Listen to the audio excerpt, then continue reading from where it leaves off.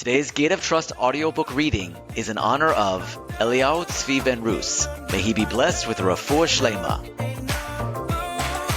Gate of Trust Introduction. On placing our trust in God alone. Author's introduction. Having previously discussed in the previous gate the obligation to accept the service of God, I've seen it to be appropriate to now explain that which is most necessary for a person who wishes to be a servant of God, and that is to rely on Him in all his matters. For by doing so, there will be great benefits both in Torah matters and in worldly matters. Tranquility. Among the Torah benefits is tranquility of the soul, which is free of worry as a result of his reliance on God, just as a servant is bound to place his trust in his master. For a person who does not place his trust in God, places his trust in an entity other than God. If a person places his trust in something other than God, then God removes his divine providence from him and leaves him in the hands of the entity in which he places trust. And the person who places trust in something other than God will be like one regarding whom it is said, Jeremiah 2:13, "For my people have committed two evils.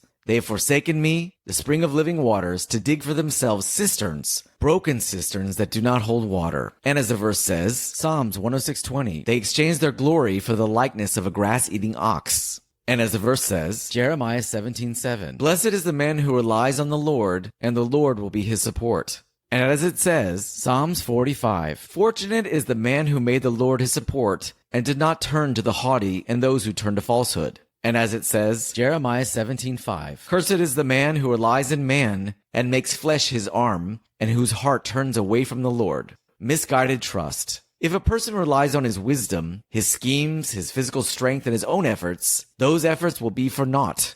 He will become weak and lose that physical strength, and his schemes and wisdom will fall short of accomplishing his goals. As the verse says, Job 5:13, "He traps clever people in their shrewdness." And as it says, Ecclesiastes 9:11, "I further saw under the sun that the race does not belong to the swift, nor the war to the mighty, and the wise do not have bread." And as it says, Psalms 34:11, "Young lions suffer want and are hungry, but those who seek the Lord do not lack any good." And if he relies on his abundance of wealth, it will be removed from him and left to someone else. As the verse says, Job 27:19, "A rich man lies down with his wealth intact. He opens his eyes and is no longer his."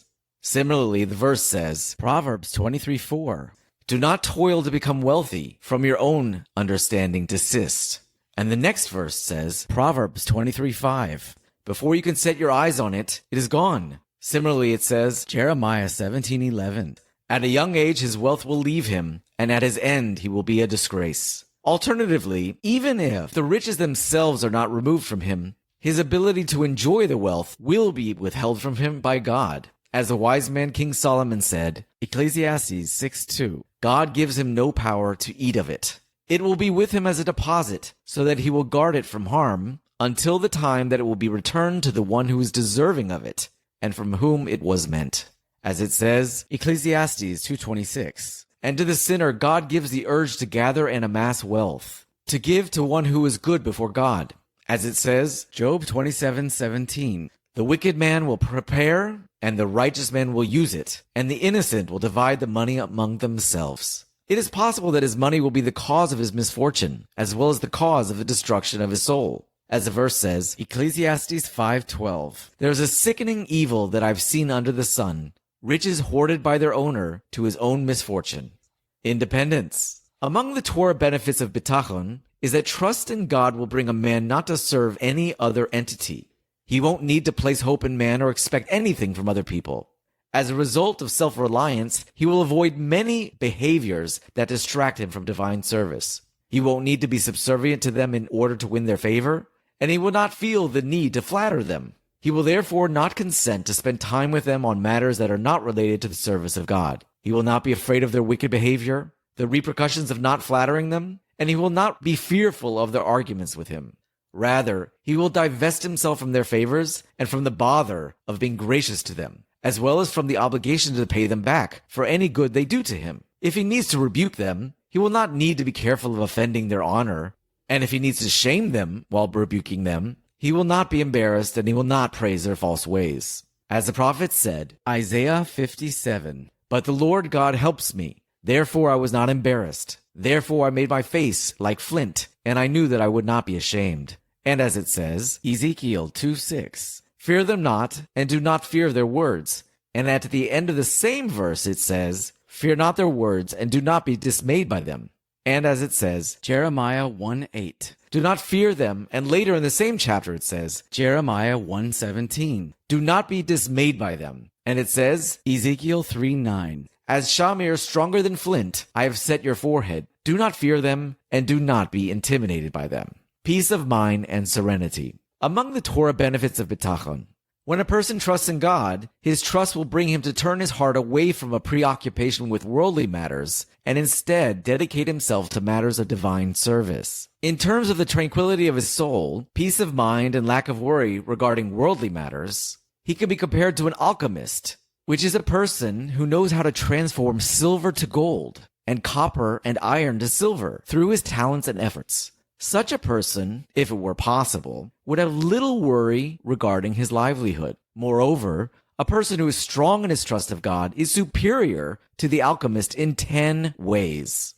First of all, the alchemist needs specific materials for his work and cannot complete it without them. These tools are not accessible at all times and in all places.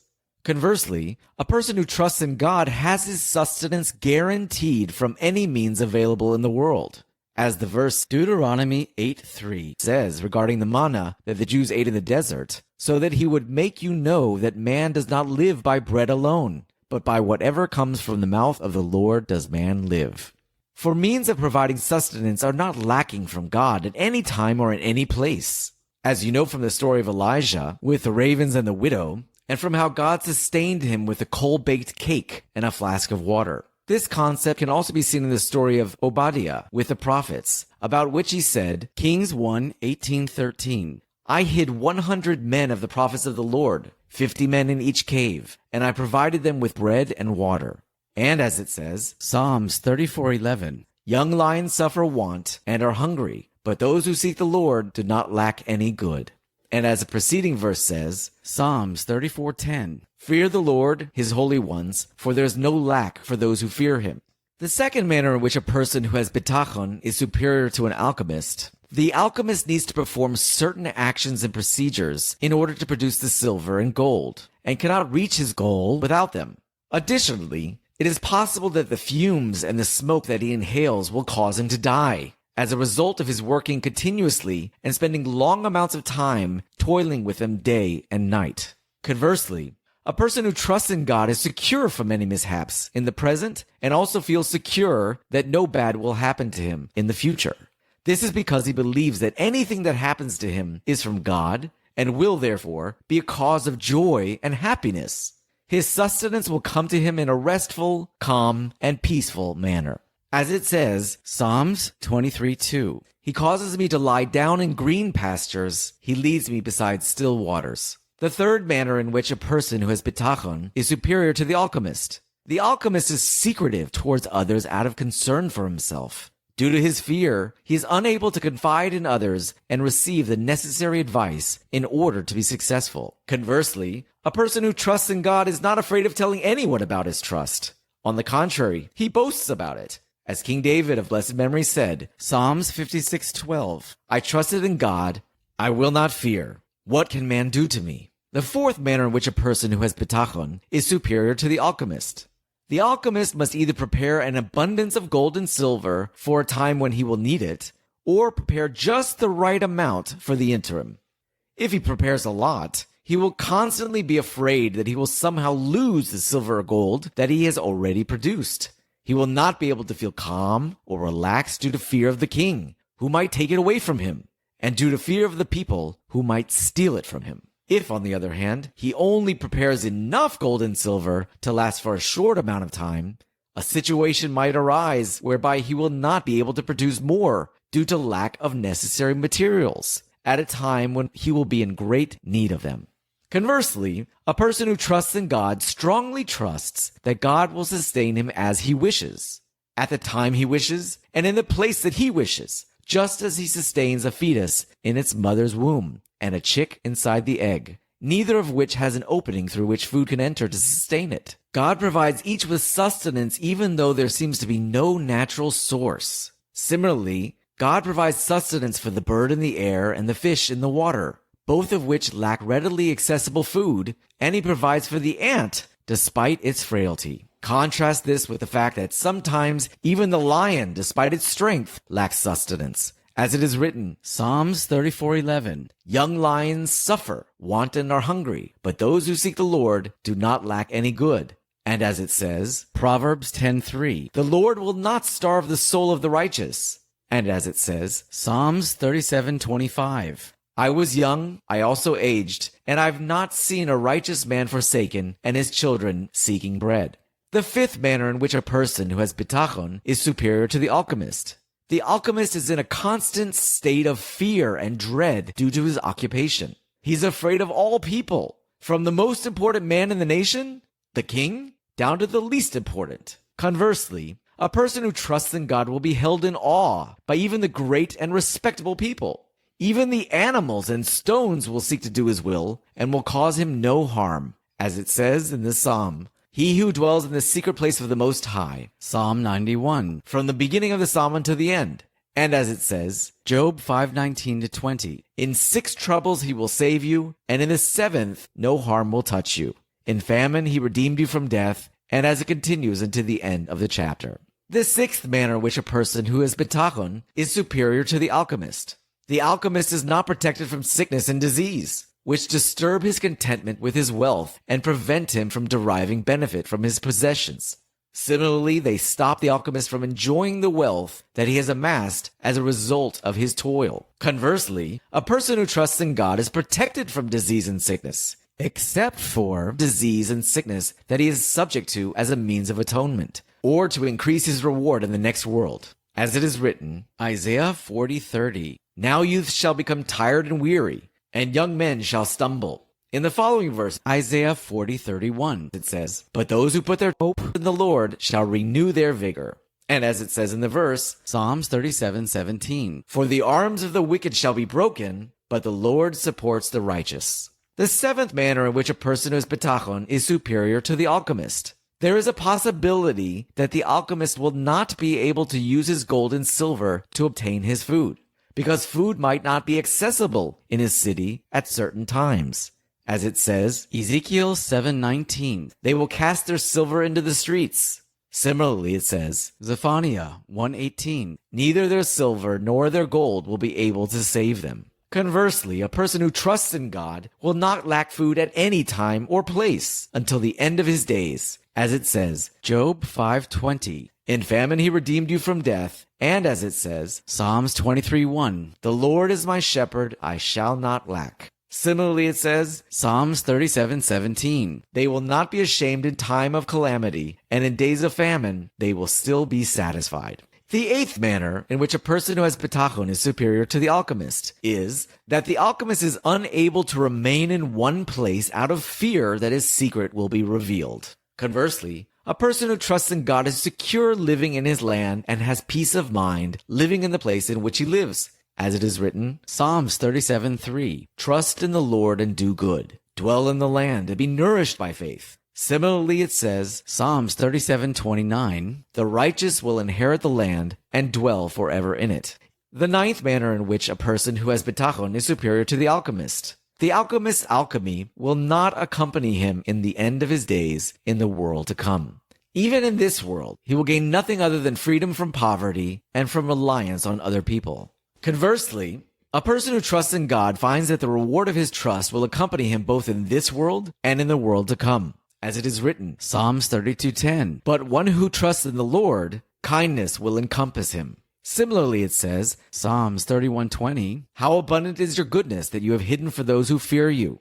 The 10th manner in which a person who has bitachon is superior to the alchemist. If the secret cause of the alchemist's wealth becomes known to others, it will be the cause of his death, because his efforts and labor are contrary to the rules of nature.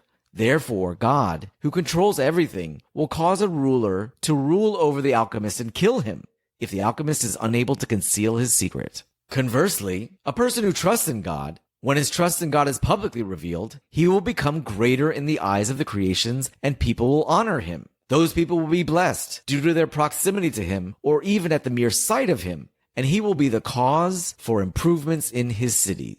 Additionally, the person who has bitachon will also push away harm from the people of his place of living. As it is written, Proverbs 10:25, "The righteous is the foundation of the world," and as we see with the story of Lot and Zoar. See Genesis 19:21. Financial satisfaction. Among the advantages of bitachon with regard to Torah observance is that a person who places his trust in God will utilize his finances correctly. For if he has money, he will hurry to fulfill his obligations to God, such as buying kosher tefillin, tzitzis, extra food for the Shabbos meals, and the like, as well as fulfilling his obligations to other people, such as fulfilling the commandment of charity, giving out loans to those in need, and so on. He will do so willingly and generously. If he does not have money, then he will pay attention to the fact that the lack of money is actually a kindness from God upon him. This is because, as a result of lacking money, he has been relieved of the obligations to God and to other people, which would have been incumbent upon him due to his money. He also has fewer worries about guarding his money and taking care of it. As has been said regarding one of the pious men, that he would say, "May God save me from the scattering of the mind." They asked him, "What is the scattering of the mind?" He replied, "Were I to have money at the port of each river and the heights of each city." This is what the sages of blessed memory meant when they said, Avos 2:7, "The more possessions, the more worry." And when they also said, Avos 4:1, "Who is truly wealthy? A person who is content with his lot." A person who trusts in God will receive all the benefits of the money. I mean to say, the benefits of his livelihood, while the disturbing thoughts of a wealthy person and his constant worry will be withheld from him. As the wise man King Solomon said, Ecclesiastes 5:11, "The sleep of the laborer is sweet, whether he eats little or much, but the satiety of the rich does not allow him to sleep." Financial responsibility. Among the Torah benefits of bitachon is that the money of the person who trusts in God will not disturb him from trusting in him, and neither his wealth nor lack of it is cause for him to sin. This is because he will not rely on his money. Rather, he considers it as a deposit, which he has been instructed to use in certain ways and for certain purposes for a designated amount of time. If his wealth continues to remain with him, he will not rebel as a result of it, nor will he remind the one whom he has been instructed to be kind to of his kindness, nor will he ask to be repaid for his kindness, nor will he ask to be thanked or praised. Instead, he will thank his Creator, may he be blessed, who put him in the position to be the means for the goodness of the recipient. Even if he loses his money, he will not worry, nor will he mourn its loss. Instead, he will thank God for taking the deposit away from him, just as he thanked him when it was given to him in the first place. He will rejoice with his portion, will not seek that others be financially harmed, and will not be desirous of other people's money. As the wise man King Solomon said, Proverbs 13:25, "A righteous man eats to sate his appetite." Material benefits of having trust. The benefits of bitachon in worldly matters are as follows. Stress-free. Among them is the peace of mind from the worries of the world, and tranquility from the nagging of the spirit and its pain, which is due to the person's lack of obtaining his physical desires. But a person who has bitachon is at rest, feels secure, and is at peace in this world, as it is written, Jeremiah 17:7. "Blessed is the man who trusts in the Lord shall be his trust." And as the following verse says, Jeremiah 17:8, "For he shall be like a tree planted by the water, and by a rivulet spreads its roots." Immunity from the fatigue of traveling. Among the worldly benefits is that having bitachon creates in the person the peace of mind that comes from not needing to travel long distances. Such travel can destroy people's bodies and hasten death due to the excessive motion and change of climate involved. As it says, Psalms 102:24, "He has afflicted my strength on the way, he has shortened my days." And as has been related regarding an ascetic's path to asceticism, he went to a faraway land to seek his sustenance during the beginning of his asceticism. During his travels, he met a star worshipper in a city where he had arrived. The ascetic said to the star worshipper, "How much are you in the state of ultimate blindness and lack of understanding in your service of the stars?" The idol worshipper replied, "And whom do you serve?" The ascetic replied, "I serve the Creator who is able to do anything, who sustains, who is one, who provides food for each person according to his needs, and there is no one like him." The idol worshiper said, "Your actions contradict your words." "How so?" asked the ascetic. The idol worshiper replied, "If what you said were to be true, then God would provide for you in your city just as he provided for you until now, and you would not need to bother yourself to come to this faraway land." With this, the argument of the ascetic was shut down. Consequently, he returned to his land, accepted upon himself to be an ascetic from that time on, and never left his city again. Harm-free employment. Among the material benefits is that bitachon instills in a person a peace of mind and body that comes from not needing to perform difficult work, nor engage in occupations that tire the body. He will also be at peace due to the ability to abandon the service of kings and their laws and to avoid the corruption of their servants. A person who trusts in God chooses those means of sustenance for himself that entail greater rest for his body, give him a good name, and leave his heart free from worry. He also chooses those occupations that are more helpful for his Torah observances. All this is due to his strong belief that the means of sustenance will not add to his amount of sustenance, nor will it cause him to lack anything. His amount of sustenance will only be increased or decreased by the decree of God, may he be blessed. As it says, Psalm 75, 7-8, "For it is not from the east or from the west, nor from the desert, that elevation comes. Rather, God judges. He humbles this one and elevates that one." Likewise, it says, Psalms 23:2, "He causes me to lie down in green pastures. He leads me beside still waters." No distress. Among the material benefits is that a person who has bitachon will have less anguish in business. If, for example, he cannot sell his merchandise, or if he is not able to collect a debt that is owed to him, or if he becomes physically ill. This is because he knows that the Creator, may he be blessed, repairs his matters better than he can, and chooses what is good for him better than what he would choose for himself. As it says, Psalm 62:6, "Only to God should you hope, my soul, for my hope is from him." Always happy. Among the material benefits is that a person who has bitachon is happy with whatever is forced upon him, even if it is difficult and against his nature.